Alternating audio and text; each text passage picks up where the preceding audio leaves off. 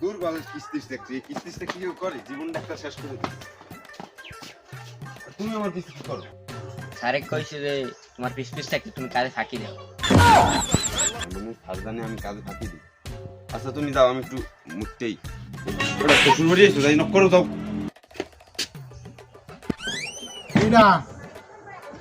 Sir আমরা আইছিলাম। তুই কোশ না, আমি বুঝতে স্যার আমরা ইসলাম আপনার কিস্তির টাকা নিতে, কিস্তির টাকা দেন।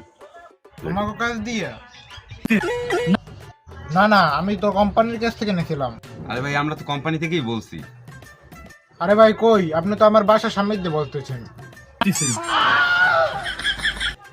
আরে ভাই আমরা কোম্পানির লোক, কোম্পানির দিক থেকে কাজ করি। ও তোমরা কোম্পানির লোক, তাই ভালো মতো কাজ করলো। ও আচ্ছা, তাই দোয়া করি। অনেক ভালোভাবে কথা বলছে, আর কবো না। কিস্তির টাকা নিয়েছেন, কিস্তির টাকা তাড়াতাড়ি ফেরত দেন। ও তোমার এতই যদি টাকা লাগে তবে কোম্পানি থেকে উঠেই নাও টাকা। ভাই আমি তো পাও ধরি, আমার আর কিস্তি লাগবে না তোর কাছ থেকে।